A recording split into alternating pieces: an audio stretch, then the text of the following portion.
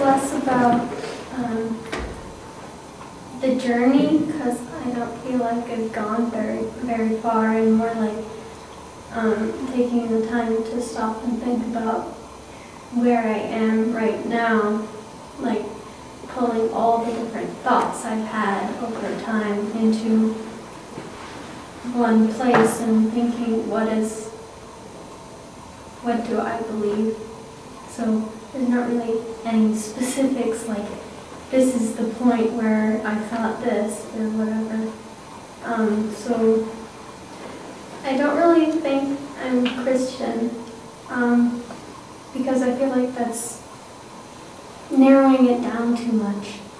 And I often don't really agree with a lot of the Christian teachings, like the specific stuff, especially like Jesus as the Son of God. I don't think there's anything special about that, because I think every man on this planet is the Son of God, and every woman is the daughter of God. And the thing that made Jesus was so special, it was not because he had some kind of familial connection to God or the divine being or whatever you want to call him, is because he was able to express his spirituality in such a way that he managed to inspire millions of people and still manages to inspire people. And he was a man, and there's nothing like really significant about him except that he was a very good guy. And so I don't really understand all the big deal about him being the Son of God or whatever. I feel every single religion in the world there's not hundreds of religions, there's just one religion, that love thy neighbor as thyself, and that other people are worth being around, because every religion has that core principle that human life is sacred and it's worth living. And it's when everybody gets down to the little nitpicky details, like Jesus was the Son of God or Muhammad was the last prophet and you shall not defile him or whatever, that they forget the fundamental teachings of thou shalt not kill and love thy neighbor as thyself. And so I think more people could do well to remember that pretty much every religion can be summed up with the Hippocratic Oath, do no harm. And I'm not a doctor and I don't intend to ever be a doctor, but I try to live by this oath every day. So this is how I show my respect to every single thing in God's creation. Whether you want to call whatever made us God or Allah or the Olympians or the light within. So I'll just call it God now, so I'm not constantly listing all the hundreds of names. So even though I have some doubts about what a lot of people say about what God is, I totally believe in the power of prayer, and it doesn't really matter who you're praying to or how you pray. I actually like singing as prayer a lot because it makes me happy, and I feel like it really puts me in tune with the rest of the world. No pun intended, but as long as it goes out into the world, that's enough. And it doesn't have to be answered, because sometimes the act of praying is what's needed. And it doesn't have to be anything special. I totally believe in the Quaker idea that you don't need to go someplace or have some special learning to connect with God, because what God is, He's life, and living is a prayer to God, and every moment you breathe or you make a connection to another person or an animal, or every time that you touch someone, It's a prayer. You're with God. So I have trouble understanding why people need to find God, because there's no need to find him. Well, he's already here. He's not hiding behind a tree somewhere. He's everywhere. And so he's very easy to find.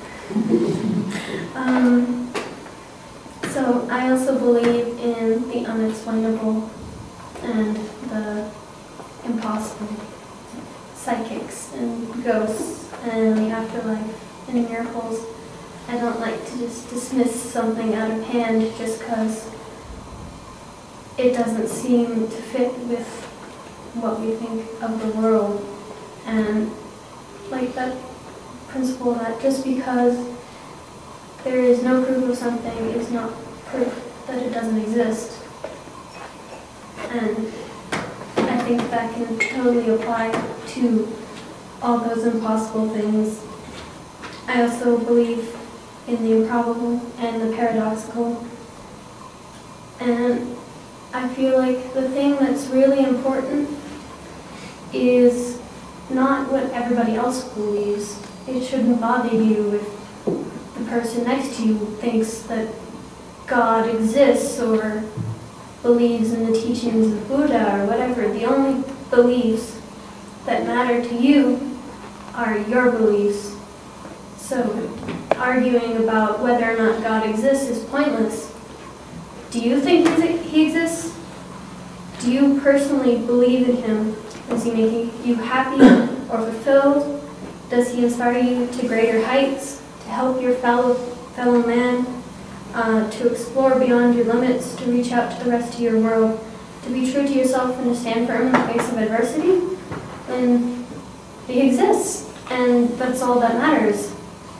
If he exists for you, then he exists because he's not like some omniscient being who's up in the clouds and sits there watching us every day and records our actions, and after we die, he's going to come and say, you were a bad person, or you were a good person, and this is why, because you did such and such at this such and such point of time. He's not like that. He's not a judge. He's just always with us. I think the best way to explain religion is by saying God created man, and in return, man returned the favor. It's not a joke or ironic or anything. I mean, it's kind of paradoxical, but that's the thing with God. It doesn't really matter. It's truth. Because every individual creates their own God. I'm sure what I think of God is different from what every single person in this room thinks of as God. And every single person in this room thinks of God as something different from every other person in this room. So every time somebody thinks or says something about God, and not just like thinking about God, just thinking about, maybe even talking about science or whatever, you remake God every time. He wants us to keep growing and exploring because he grows as we do, and as we become a more enriched and aware and knowledgeable species, then he becomes greater and something more, and he's fulfilled as we are. And so there are as many different faces of God as there are living beings in this universe. Perhaps to a dolphin, God is the sound of the waves or the silence of the ocean. Or perhaps to the bacteria in your intestines, slightly less romantic, you are God.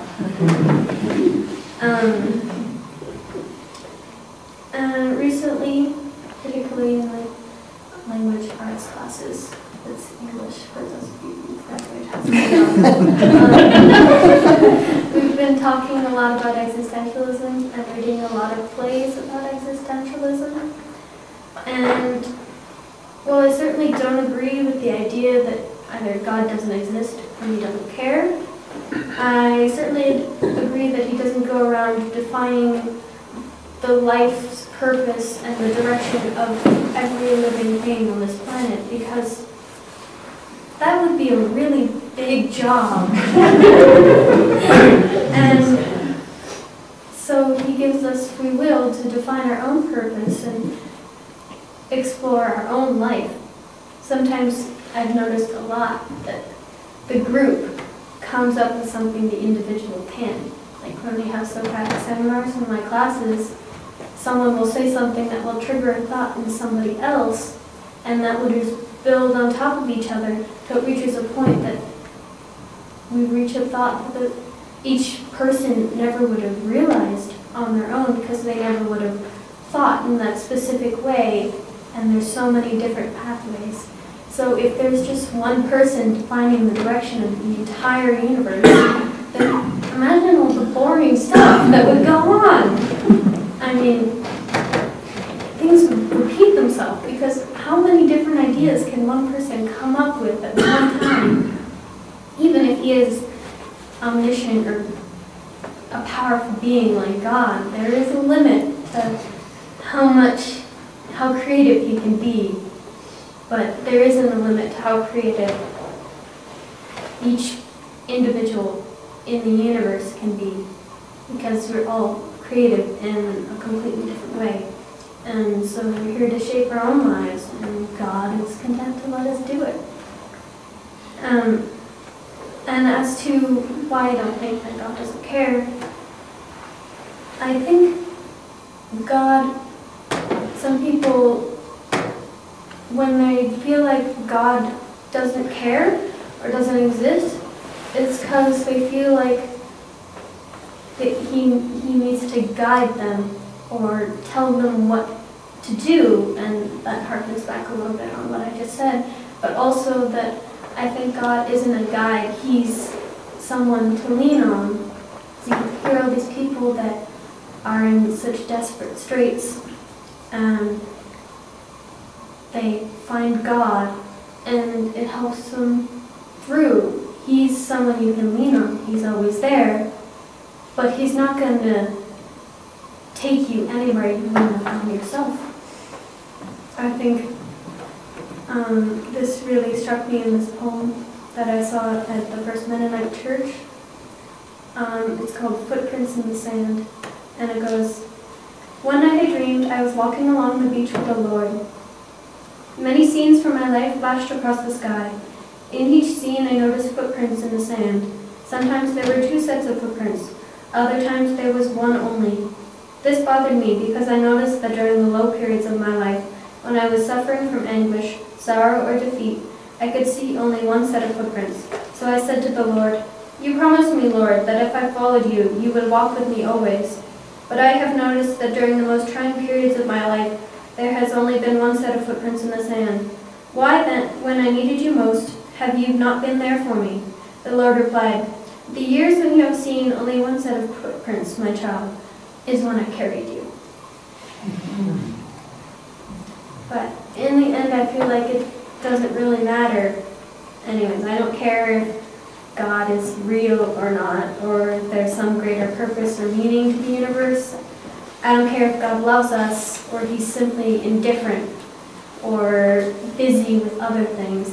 I don't care if this is the Matrix, and it's just a computer program. All I know is that this is my life right now, and I intend to live it no matter how it ends up turning out to be, to the best of my abilities. And I'm going to learn and grow and become the best person that I can be.